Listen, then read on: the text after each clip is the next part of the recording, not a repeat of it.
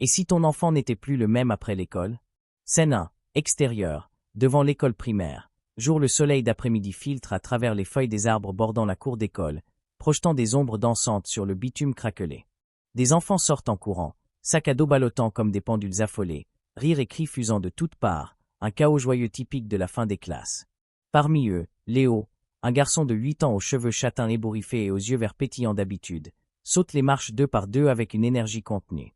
Sa mère, Anna, l'attend près de la grille rouillée, un sourire fatigué sur le visage marqué par les soucis du quotidien. Elle porte un manteau usé, aux manches effilochées, signe d'une longue journée de travail comme assistante administrative dans un bureau étouffant. Anna, agitant la main avec enthousiasme. Léo. Par ici, mon chéri. Viens vite me raconter ta journée. Léo court vers elle, mais quelque chose cloche irrémédiablement. Son pas est plus lent que d'habitude, presque mécanique, son regard fuyant comme s'il évitait délibérément le sien. Il s'arrête net devant elle, sans le câlin habituel qui la réconfortait toujours après une journée harassante. Anna, inquiète, se penchant à sa hauteur pour scruter son visage. Ça va, mon petit? Tu as passé une bonne journée? Dis-moi, qu'est-ce que vous avez fait en art plastique aujourd'hui? Léo, d'une voix monotone, sans la moindre émotion, comme un enregistrement. Oui, maman. Tout va bien. Rien de spécial. Ses yeux, autrefois si expressifs et remplis de malice, semblent vides, comme si une ombre les avait recouverts d'un voile impénétrable. Anna fronce les sourcils, un frisson la traverse, mais elle hausse les épaules, attribuant cela à la fatigue ou peut-être à une petite dispute avec un copain. Ils montent en voiture, une vieille berline grise couverte de poussière, et rentrent chez eux en silence, la radio diffusant une chanson pop qu'Anna éteint nerveusement. Scène 2, intérieur, cuisine de la maison. Soir, la famille est attablée pour le dîner dans une cuisine modeste, aux murs jaunis par le temps, avec un frigo bourdonnant en fond sonore. Le père, Marc, un homme robuste aux mains calleuses d'ouvrier en bâtiment, sert des portions généreuses de pâtes bolognaises fumantes, son plat signature pour les soirs de semaine. Anna observe Léo qui picore dans son assiette sans enthousiasme, remuant la sauce du bout de sa fourchette comme s'il accomplissait une tâche routinière. Marc, riant de bon cœur, sa voix grave résonnant. Alors, fiston, qu'est-ce que tu as appris aujourd'hui? Des maths compliquées? Des histoires de pirates et de trésors enfouis? Raconte-nous tout. Léo, sans lever les yeux de son assiette, d'un ton plat, rien d'important. Juste des leçons ordinaires. Anna échange un regard inquiet avec Marc, ses yeux trahissant une anxiété croissante. D'habitude, Léo déborde d'anecdotes sur ses amis turbulents, ses jeux endiablés à la récré, ses blagues avec la maîtresse. Ce soir, il est silencieux, mécanique, comme un robot programmé pour des réponses minimales. Anna, essayant de raviver l'étincelle, tu veux me montrer ton dessin du jour? Tu adores dessiner des super-héros et des dragons, souviens-toi. Léo, haussant les épaules avec indifférence, sans un sourire. Pas aujourd'hui. Je suis fatigué. Pas envie. Il termine son repas en silence, mâchant méthodiquement, et monte dans sa chambre sans un mot de plus, laissant Anna et Marc dans un malaise palpable. Anna suit du regard son fils qui gravit les escaliers d'un pas lourd, une boule au ventre qui grossit comme une tempête imminente. Scène 3, intérieur, chambre de Léo. Nuit, Anna borde Léo dans son lit au drap orné de motifs spatiaux. Allume la veilleuse en forme d'étoile qui projette des constellations sur le plafond. Elle l'embrasse sur le front, mais sa peau est froide, inhabituelle, presque glacée malgré la chaleur de la pièce. Anna, bonne nuit, mon amour. Rêve de belles aventures, comme quand on lisait des histoires de chevaliers ensemble. Léo, les yeux fixés au plafond, sans cligner, bonne nuit. Simplement. Elle sort, ferme la porte doucement, le bois grinçant légèrement. Dans le couloir sombre, elle s'appuie contre le mur frais, le cœur serré comme dans un étau. Marc la rejoint, posant une main réconfortante sur son épaule. Marc, qu'est-ce qui t'arrive, chérie? Tu as l'air d'avoir vu un fantôme. Anna, Léo. Il n'est pas comme d'habitude. C'est comme s'il n'était plus lui-même, comme si on l'avait remplacé par une copie fade. Marc, souriant pour la rassurer, bien que dubitatif, les enfants ont des jours sans, tu sais. Peut-être qu'il grandit, ou qu'il a chopé un rhume. Demain, il sera redevenu notre petit clown espiègle. Mais Anna n'est pas convaincue. Elle passe une nuit agitée, hantée par des rêves cauchemardesques où Léo la regarde avec des yeux étrangers, vide de toute âme. Scène 4.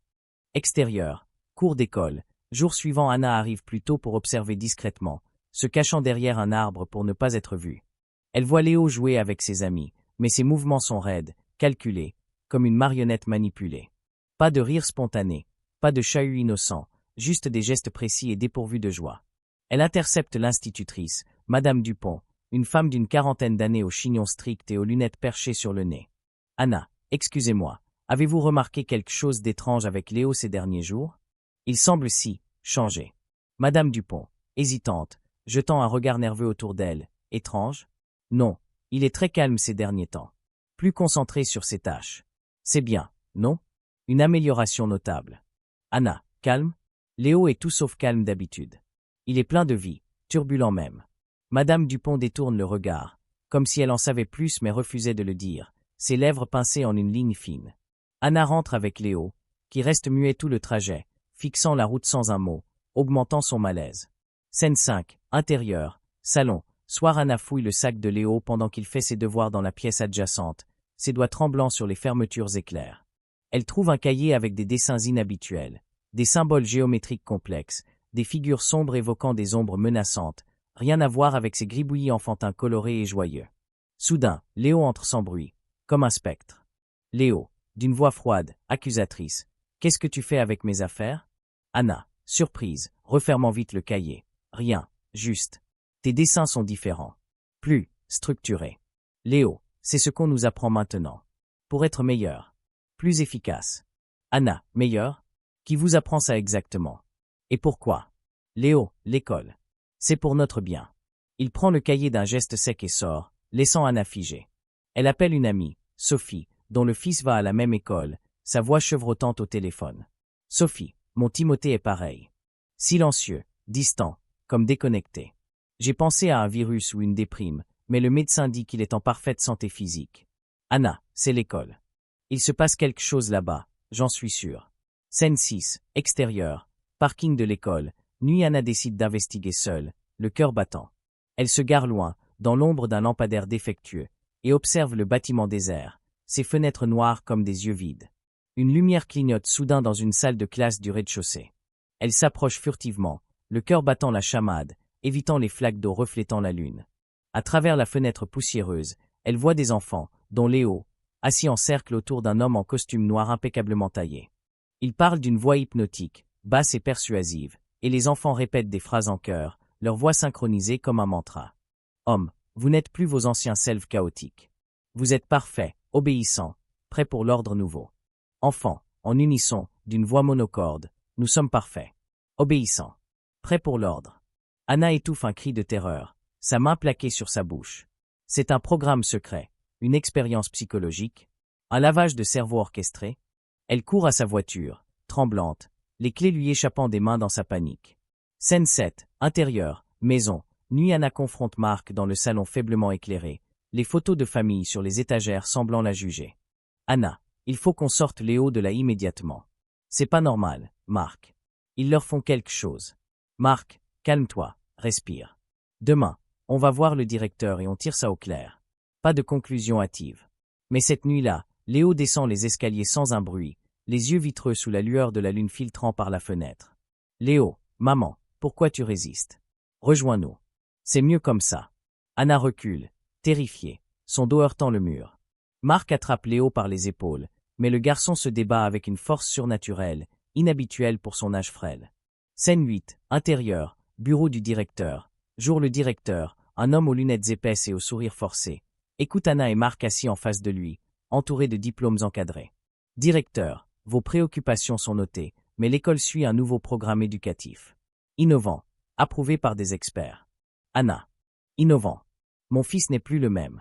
Il est comme, vidé de son essence. Directeur, souriant froidement, les mains jointes, peut-être est-il simplement meilleur. Plus adapté au monde moderne. Marc explose de rage, se levant d'un bond, mais des agents de sécurité musclés les escortent dehors sous les regards curieux des passants. Scène 9, extérieur, ville. Jour, Anna contacte d'autres parents via les réseaux sociaux, postant des messages codés pour éviter la censure. Une réunion clandestine se tient dans un parc ombragé, sous un ciel nuageux menaçant. Parent 1, mon enfant récitait des mantras étranges la nuit, comme possédé. Parent 2, le mien dessine des symboles qui me donnent la chair de poule, des trucs occultes presque. Il découvre que l'école est liée à une société secrète, les éveillés, qui vise à reprogrammer les enfants pour une société parfaite, docile et contrôlée. Scène 10, intérieur, maison. Nuit, Anna et Marc préparent un plan pour extraire Léo, cartes étalées sur la table. Mais Léo les surprend, debout dans l'embrasure de la porte. Léo, vous ne comprenez pas. L'école nous libère du désordre des émotions. Soudain, des coups violents à la porte. Des hommes en noir entrent, masqués et déterminés.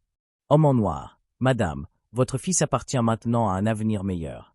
Laissez-nous l'emmener. Une lutte sans suite, meubles renversés, cris étouffés. Marc assomme un intrus d'un coup de poing. Anna attrape Léo et il fuit par la porte arrière, sautant dans la voiture. Scène 11, extérieur, route de campagne. Nuit, il roule vers une ville voisine sous une pluie battante, essuie-glace grinçant. Léo hurle, laissez-moi retourner. C'est ma place maintenant. Anna, pleurant, serrant le volant. Non, mon chéri. On va te guérir, te ramener à nous. Il trouve refuge chez une tante éloignée, une maison isolée entourée de forêts sombres. Scène 12, intérieur, maison de la tante. Jour, une psychologue aux cheveux grisonnants examine Léo dans une pièce calme, entourée de jouets thérapeutiques. Psychologue, c'est du conditionnement profond, presque pavlovien. Ça prendra du temps, des séances régulières, mais on peut le renverser avec patience. Anna passe des jours à rappeler à Léo ses souvenirs joyeux. Anniversaire festif avec gâteaux multicolores, vacances à la plage avec château de sable, jeux innocents dans le jardin. Petit à petit, ses yeux reprennent vie, une lueur timide réapparaissant. Scène 13, extérieur, parc, jour. Semaine plus tard, Léo court après un ballon rouge, riant aux éclats avec d'autres enfants, le soleil caressant son visage. Anna le regarde depuis un banc, soulagée mais vigilante. Anna, à Marc, murmurant, il est de retour. Notre Léo, avec son sourire espiègle. Mais au loin, une voiture noire stationne, moteur ronronnant. L'ombre plane encore, un rappel constant. Scène 14, flashback, intérieur, salle de classe. Jour, Léo est assis à son bureau en bois éraflé, entouré d'enfants attentifs, l'air conditionné bourdonnant. L'homme en noir, Monsieur Shadow, entre avec un projecteur high-tech, ses pas résonnant sur le linoléum. Monsieur Shadow, aujourd'hui, nous apprenons à oublier le chaos des sentiments, à embrasser l'ordre absolu. Il projette des images hypnotiques, spirales tournoyantes infinies, voix susurrantes en fond sonore. Les enfants fixent l'écran, leurs pupilles se dilatant comme des abysses. Léo résiste au début, clignant des yeux frénétiquement, mais la voix pénètre insidieusement. Oublie tes caprices inutiles. Deviens parfait, un rouage dans la machine. Scène 15, intérieur, chambre d'Anna. Nuit, Anna recherche en ligne tard dans la nuit, l'écran illuminant son visage pâle, changement soudain chez l'enfant après école. Des forums pullulent d'histoires similaires, anonymes et effrayantes. Un post détaillé.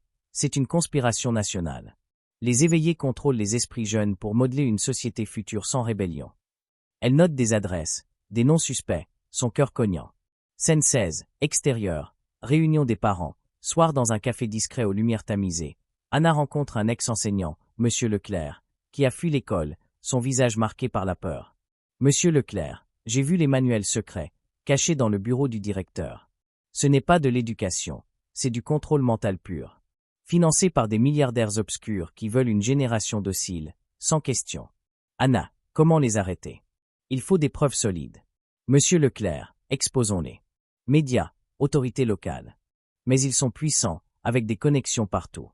Scène 17, intérieur, voiture en fuite. Nuit, pendant la fuite, Léo murmure inlassablement. L'ordre est bon. Le chaos est mauvais. Obéir est liberté. Marc, tais-toi avec ces bêtises. C'est des mensonges qu'ils t'ont mis dans la tête. Anna chante une berceuse d'enfance douce pour apaiser Léo, sa voix tremblante couvrant le bruit du moteur. Petit à petit, il se calme, sombrant dans un sommeil agité. Scène 18, intérieur, cabinet de psychologue. Séances multiples, la psychologue utilise des thérapies variées, jeux interactifs, dessins libres sur de grandes feuilles. Léo redessine des monstres hideux, symbolisant ses peurs enfouies, des créatures aux yeux vides. Psychologue, parle-moi de l'école, Léo. Qu'est-ce qu'ils t'ont dit sur les émotions? Léo, il disait que les émotions sont faibles, des chaînes. Qu'il faut obéir sans réfléchir. Anna écoute derrière la porte entrebâillée, larmes aux yeux, serrant les poings. Scène 19, extérieur, confrontation finale. Jour, Anna retourne à l'école avec des preuves accumulées. Enregistrements audio clandestins, témoignages écrits de parents. Devant le directeur et Monsieur Shadow, dans la cour bondée. Anna, vous n'aurez plus nos enfants. On sait tout sur les éveillés. Une foule de parents se joint, manifestant avec pancartes et cris. La police arrive enfin, sirène hurlante, une enquête officielle ouverte sous les flashs des médias locaux. Scène 20, épilogue, intérieur, maison. Mois plus tard, la famille réunie autour d'un dîner joyeux. Léo joue normalement avec ses jouets, riant aux éclats. Mais Anna vérifie toujours son sac d'école, scrutant chaque dessin. Voix off, narrative. Et si ton enfant n'était plus le même? Vigilance est le prix de la liberté. Dans un monde où l'éducation peut cacher des ombres, restez attentif. Fin du script. Ce script augmenté explore plus en profondeur les thèmes de la perte d'identité, de la manipulation éducative et de la résilience parentale, avec des descriptions enrichies et des dialogues étendus pour une immersion accrue. Il vise à alerter sur les dangers potentiels des programmes scolaires non transparents, tout en offrant une narration haletante et émotive. Pour une adaptation en court-métrage ou vidéo éducative, les éléments visuels et sonores pourraient être amplifiés.